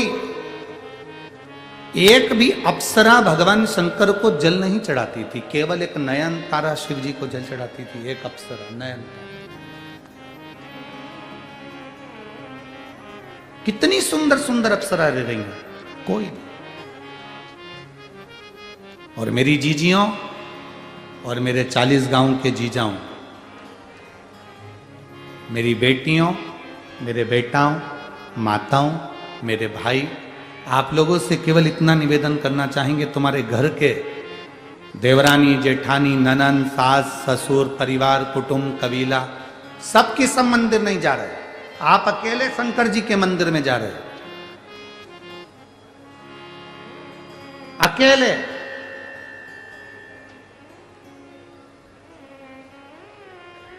कभी यह मन में मत लाना कि मैं अकेली मंदिर जाती हूं और मेरी सास नहीं जाती, मेरी ननन नहीं जाती, मेरा देवर नहीं जाता, देवरानी नहीं जाती, जेठानी नहीं जाती, मैं जाती हूं, कोई जाता नहीं है, घर के बच्चे नहीं जाते, मैं अकेली जा रही हूं। कभी मन में ऐसा विचार मत लाना कि मैं अकेली मंदिर जा रही हूं। भगवान से यह प्रार्थना करना कि ना जाने कौन सा पुण्य मेरा प्रबल हुआ जो पूरे घर में से तूने मुझे छांटकर अपने मंदिर तक बुलाया, तूने मुझे छांटकर अपने मंदिर तक बुलाया। 40 गांव की इस पवित्र भूमि पर कथा हो रही है, बड़ी बड़ी बिल्डिंगें बनी होंगी, बड़े बड़े नगर बसे होंगे, 40 गांव में बहुत लोग रहते होंगे, बहुत सारे भक्त रहते होंगे, 40 गांव के आसपास में भी ढेर सारे लोग रहते होंगे। क्या सारे के सारे शिव महापुराण की कथा में पहुंच गए? क्या जम के बोलो जरा, सबकी सब शंकर की कथा में पहुंच गए क्या? कई लोग अपनी दुकान पर टीवी खोलकर बैठे होंगे, कई लोग अपने घर के अंदर टीवी खोलकर बैठे होंगे। क्यों? क्योंकि उनको ये भय लग रहा है, इतनी भीड़ में कैसे जाएंगे, गाड़ी ट्रैफिक में फंस जाएगी, कोई वहां पर पार्किंग में गाड़ी खड़ी करना पड़ेगी, पैदल चलकर जाना पड़ेगा, ऐसा करना पड़ेगा, वैसा करना पड़ेगा। कभी विचार करना कि इतनी दूर पार्किंग में गाड़ी क्यों खड़ी हो रही है, क्यों तुम्हें पैदल चलकर जाना पड़ रहा है? क्योंकि भगवान चाहता है कि तू मेरे पास तक जब आए, कथा सुनने के पंडाल तक जब आए, तब तक तेरे सारे दुख अपने आप समाप्त हो जाए, तेरी तकलीफें मिट जाए, तेरे कष्ट मिट जाए। मेरे नजदीक तक जब आए, तेरी जिंदगी के सारे दुख मिट जाए। थोड़ा भीड़ में से निकल कर तू मेरे पास में आएगा तो दुनिया के सारे जंजाल से निकल, एक पत्र है, जंजाल से निकलता निकलता जाए। पत्र देखिए,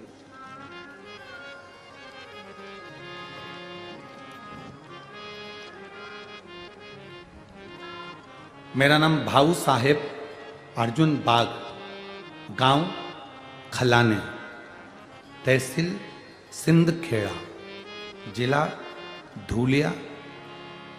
कहीं बैठे हैं? कहीं बैठे हो तो हाथ हिला सकते हैं। मेरा नाम भाऊ साहेब अर्जुन बाग, गांव खलाने, तहसील सिंदखेड़ा, जिला धूलिया। कहीं बैठे हो तो हाथ हिला सकते हैं। हाथ हिलाओ एक बार ऐसा, हाँ ठीक है, दिख गए, ऐसा हाथ हिलाओ जी, दिख गए। गुरुजी, मैं 10 साल से ड्राइवर का जॉब करता था, लेकिन जॉब छोड़ के मैंने 2020 में पानीपुरी का व्यवसाय करना प्रारंभ करा। मैं पानीपुरी का व्यापार करने चालू करा।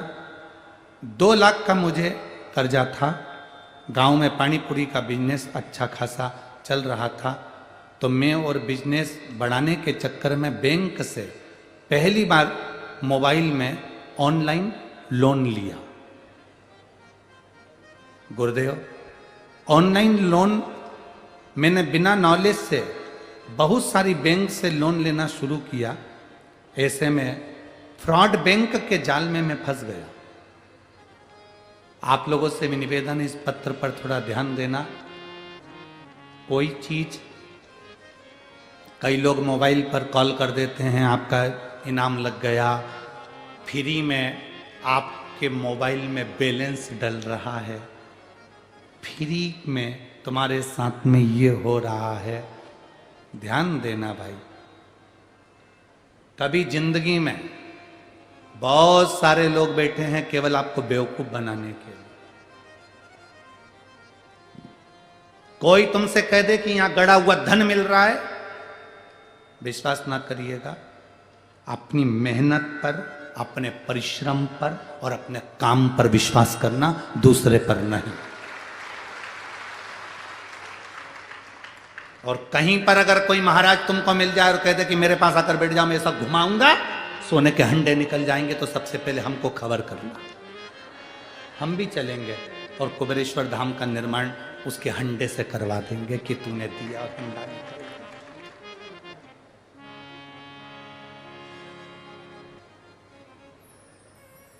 हंडा निकला और कुबेरेश्वर धाम का निर्माण हो जाएगा। करोड़ों रुपए की लागत से धर्मशाला बन रही है, गौशाला बन रही है, मंदिर बन रहा है, तो हम क्यों मेहनत करेंगे? हंडा ना निकलवा देंगे? अरे बोलो तो 40 गांव की जी सही है कि गलत है? अपनी मेहनत अपने को करना है, अपना परिश्रम अपने को करना है, अपना संघर्ष अपने को करना है। इस भाई ने लिखा, फ्रॉड बैंक के चक्कर में फंस गया और बैंक के जाल में ऐसा फंस गया कि मेरा पूरा मोबाइल हैंग हो गया। इतनी बुरी तरह से फंसा गुरुजी कि 6 महीने के अंदर मेरे सर पर 12 लाख का कर्जा हो गया। 12 लाख का कर्जा हुआ। लोन के चक्कर में धंधा भी बंद हो गया। समझ नहीं आ रहा था क्या करेंगे, डिप्रेशन में चले गया। आज 2024 की यह मकर संक्रांति है गुरुदेव। मैं 2022 की मकर संक्रांति को मरने के लिए सुसाइड करने का मैंने सोच लिया था। मकर संक्रांति के दिन मैं मरने के लिए जा रहा था, तभी एक महिला को केवल शंकर जी के मंदिर में पानी चढ़ाते हुए जाते हुए देखा और वो आंख से आंसू पोंछते हुए जा रही थी और उसके हाथ में एक लोटा जल भरा था। मैंने उस महिला को देखकर सोचा कि इसको भी तकलीफ होगी और ये पानी चढ़ाने जा रही है। मरने का विचार छोड़ा, शिव जी के मंदिर जाने का विचार चालू करा। गुरुदेव, मेरे पिताजी के पास गया, पिताजी से कहा पापा मुझे कर्जा बहुत हो गया है, मैं फ्रॉड बैंक के चक्कर में फंस गया। मेरे पिताजी ने जमीन रखकर मुझे 3 लाख का कर्जा दूसरे से उठा कर दे दिया। मैं वापिस ड्राइवर की नौकरी करने लगा। गुरुदेव, शिवजी की महिमा का मैं क्या गुणगान करूं। एक लोटा जल का क्या केवल दर्शन से भी लोगों के भाग्य खुल जाते हैं। उस मां को जब मैंने देखा था जल चढ़ाते हुए, तो मैंने अपनी पत्नी को बताया। उसने सोमवार का व्रत करना प्रारंभ करा, पशुपति व्रत करना प्रारंभ करा, जल चढ़ाना प्रारंभ करा और बाबा की कृपा से हमने जब जल चढ़ाना प्रारंभ करा उसके 15 दिन निकले और हमने 15 दिन जब ड्राइविंग करता करता 15 दिन निकले। 7 बजे मुझे कॉल आया कि मैं धूलिया के एक ऑफिसर के यहाँ मेरा लाइसेंस का नंबर लग गया और मैं वहीं पर जॉब करने लगा। मैं वहाँ पर जॉब करने लगा। जॉब करते करते करते करते जिस ऑफिसर के यहाँ काम करता था वहीं पर मेस का काम, भोजन खिलाने का काम मुझे मिल गया। मैं शिव जी का क्या गुणगान करूं गुरुदेव। मेरा धीरे धीरे 4 लाख का कर्जा चूक गया। अब मैंने काम को और आगे बढ़ाया और बढ़ाते बढ़ाते कथा सुनता टीवी पर, मोबाइल पर, और कथा सुनते सुनते बाबा से प्रार्थना करता, जिस दिन मेरा 12 लाख का कर्जा चूक जाएगा उस दिन पंडाल में बैठकर कथा सुनूंगा। बाबा से ऐसी प्रार्थना करते करते मेरा जो पानी पूरी का व्यापार था वो भी अब धीरे से चालू हो गया और धीरे धीरे मेरे बाबा ने मेरी लाज रख ली। गुरुदेव, बाबा ने ऐसी कृपा करी कि मेरा 12 लाख का भी कर्जा चुका दिया और मुझे इस पंडाल में बिठाकर कथा को श्रवण करवाया। हमने 40 गांव की कथा का सूचना मिली और इतने खुश हुए कि दुकान का उद्घाटन बाबा के भरोसे कर बाबा के नाम पर ही उसका नाम रखा है, बाबा भोलेनाथ चाट फुल्की का नाम देकर और हम यहाँ बाबा को प्रणाम करने के लिए आए हैं। गुरु जी, एक ही निवेदन है, आप चाट खाने कब आओ? सबसे भारी निवेदन है मेरे भाई, बैठ जा। कर्जा चुक गया, हाथ ऊंचा कर दे एक बार, हर हर महादेव। अब मत फंसना ऐसे फ्री वालों के चक्कर में कि अंडा निकल रहा है। बैठ जाओ, शंभो बैठिए। शिव तत्व है, अवघड़ी है। अपनी मेहनत अपने को करना, अपना संघर्ष अपने को करना। अचानक वो नयन तारा, सारी अप्सराएं शंकर को जल नहीं चढ़ाती है, पर वो नयन तारा शिव जी को जल चढ़ाती है, क्योंकि देख कर आ गई थी। इस बच्चे ने देख लिया था कि एक लोटा जल चढ़ाने जा रही है और आंख से आंसू बह रहा, रोती रोती जा रही, रोती रोती जा रही। अरे मेरे जीजियों, मेरे जीजाओं, लोग भले हंसें तुम पर, तुम कितने भी विद्वान हो, कितने भी पढ़े लिखे हो, कितनी भी अच्छी जॉब है, कलेक्टर के पद पर बैठे हो, चाहे एसपी के पद पर बैठे हो, चाहे टीआई के पद पर बैठे हो, चाहे कमिश्नर के पद पर बैठे हो, चाहे मंत्री के पद पर बैठे हो, चाहे आमदार हो, चाहे खासदार हो, चाहे तुम कुछ भी हो, तुम्हारे पास में जो पद प्रतिष्ठा है सब बाबा की कृपा से है। पर अपने हाथों से शिवजी को जल चढ़ाना कभी बंद मत करना। जल चढ़ाते रहोगे तो वो तुम्हारा हाथ पकड़ कर रखेगा और तुम्हें आगे बढ़ाता रहेगा। नयन तारा जल चढ़ाना प्रारंभ करा। आज इंद्र को लगा बजरा ऋषि इतनी तप कर रहे हैं, साधना कर रहे हैं, वो मेरा सिंहासन पाना चाहते हैं, तो उन्होंने नयन तारा को बजरा ऋषि का तप तोड़ने के लिए भेज दिया।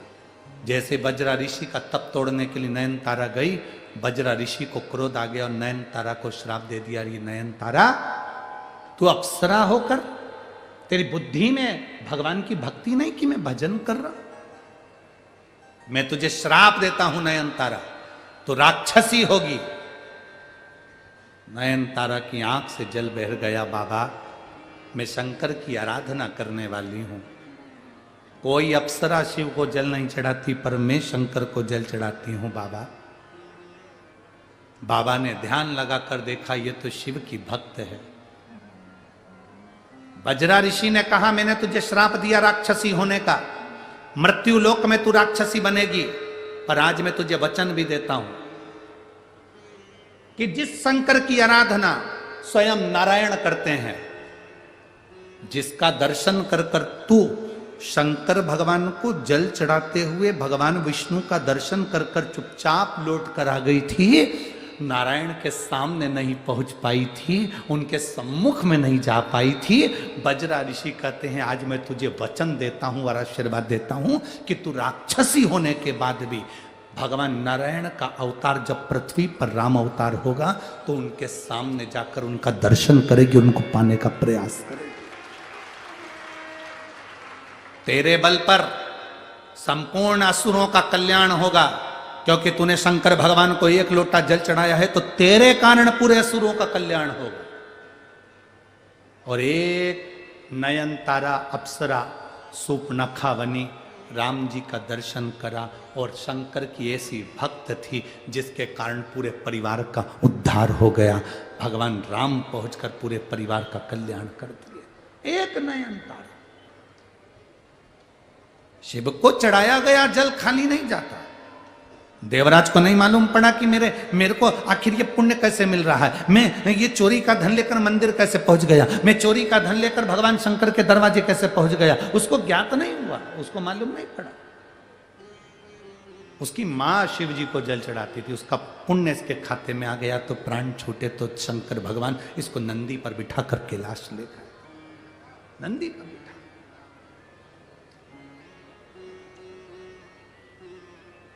अनायास दर्शन। अचानक शिव महापुराण की कथा, अभी हमने कथा के पहले, कथा चालू हुई ना, उसके पहले कहा था ये कथा मुंबई में होने वाली थी, अचानक 40 गांव को मिल गई। समझ लो कि कुछ ना कुछ भगवान को कृपा करना है, कुछ ना कुछ भगवान की करुणा हो। अचानक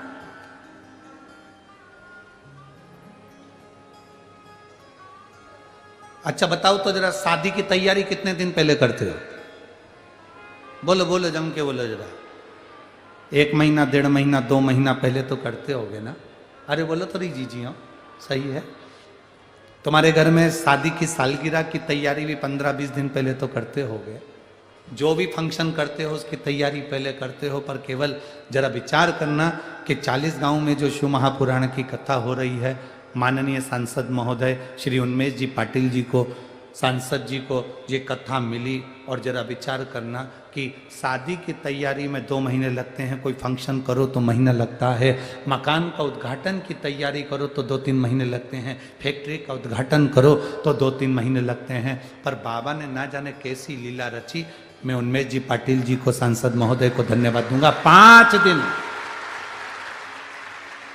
केवल 5 दिन मिले थे, केवल 5 दिन, और ये 5वें दिन यहां कथा चालू हो गई। केवल 5 दिन में यीशु महापुराण की पूरी व्यवस्था करना। और माननीय सांसद जी से सीहोर से कहा गया कि आप 5 दिन में तैयारी कर लेंगे, तो वो कहते हैं मैं नहीं तैयारी करूंगा, मेरा 40 गांव मेरा अपना परिवार है, वो करेगा। मेरा पूरा क्षेत्र मेरा परिवार है, तैयारी वो करे, मुझे नहीं करना, तैयारी वो करे। धन्य है महाराज, साधु बात, साधु। शिव तत्व की प्राप्ति, आप पहुंचे उसके दरवाजे, साधारण नहीं। भूलवश भी, भूल से भी नयन तारा तो केवल शंकर जी की पूजन करते हुए देखकर आ गई थी, लक्ष्मी जी को, नारायण को लग गई थी। उस बेटे ने लिखा, भाऊ साहेब अर्जुन बाग ने लिखा, मैं तो केवल महिला को जल चढ़ाते हुए देखकर मरने का प्लान चेंज कर दिया। मरना किसी मंजिल का अंत नहीं है, केवल इस शरीर का अंत है। मरने के बाद क्या ये 12 लाख का कर्जा कम हो जाता? जम के तो बोलो रे जरा। कई किसान, खेती करने वाला व्यक्ति कर्जे में इतना डूब जाता है कि आखिरी में मरने को तैयार हो जाता है। मैं उस किसान से, खेती करने वाले से, कृषि करने वाले उस किसान से कहना चाहूंगा, 10 लाख का कर्जा, 12 लाख का कर्जा, 50 लाख का कर्जा, 1 करोड़ का कर्जा, 10 करोड़ का भी कर्जा हो जाए, मरने का प्लान मत करना। अपने शरीर में वो बल पैदा करना कि एक दिन मैं ये कर्जा चुका कर रहूंगा, मेरा भोलेनाथ मेरे साथ में है, मेरा शंभू मेरे साथ में है, मैं ये कर्जा चुका कर रहूंगा, मेरा शंकर मेरे साथ में है, मैं चुकाऊंगा ये कर्जा। मरना नहीं है। तुम तो अपने शरीर को छोड़कर चले जाते हो, पर तुम्हारे पीछे तुम्हारे छोटे छोटे बच्चे, पत्नी, परिवार सब दुखी हो जाता है। क्यों मरना? किसके लिए मरना? जरा से कर्जे के लिए? कर्जा तुमने करा है तो चुकाओगे भी तुम। मरकर चले, अभी ये व्यक्ति कह रहा है कि मैं मकर संक्रांति 2022 के दिन, मकर संक्रांति 2022 के दिन फैसला कर लिया था कि जिंदा नहीं रहूंगा। अब मकर संक्रांति 2022 को मरना, तुम मर के चले जाते तो क्या 12 लाख का कर्जा कम हो जाता? कोई मरने के बाद कर्जा कम हो जाता है क्या? नहीं। महाराष्ट्र में ऐसा प्लान हो तो बताओ कि तुम्हारे मरने से कर्जा कम हो जाएगा। ना, मरने से कर्जा कम नहीं होगा। तुम्हारी मेहनत करने पर, तुमने मेहनत करी तो वापिस 12 लाख का कर्जा तुम चुका दिए। ये मेहनत है तुम्हारी, ये लगन है तुम्हारी। खेती में नुकसान हो गया, व्यापार में नुकसान हो गया, कोई पैसा खाकर भग गया, ये हो गया, वो हो गया। ना ना ना, मरने का प्लान नहीं करना, और दुगनी मेहनत कर, दुगना परिश्रम कर, और 1 लोटा जल महादेव को चढ़ाना प्रारंभ करना। सारी समस्या का हल 1 लोटा बोल बम का नारा है। बाबा आपका मेहनत आपके साथ। एक बिंदुक नाम का ब्राह्मण चोरी का धन लेकर जा रहा था, दीवार से गिरा, पानी में डूबकर मर गया, प्रेत योनि में पड़ गया। प्रेत योनि।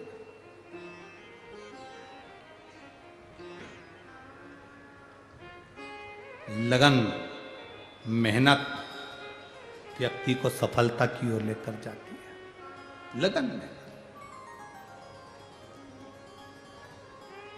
पूरे लगन के साथ में जब आप कोई कार्य करोगे तो उसका एक आनंद अपने आप बढ़ेगा।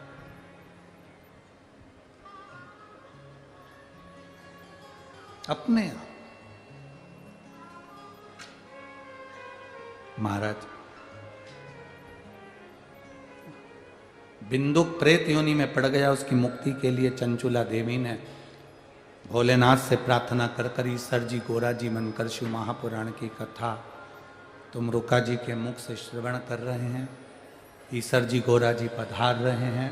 जोरदार ताली बजाकर स्वागत करें भगवान शिव और पार्वती का। सुंदर भाव से शिव महापुराण की कथा के आनंदमय यजमान बने हैं ईसर जी गोरा जी। जोरदार ताली बजाकर दर्शन करें ईसर जी गोरा जी का। आज कथा का प्रथम दिवस यहाँ विराम ले रहा है। 40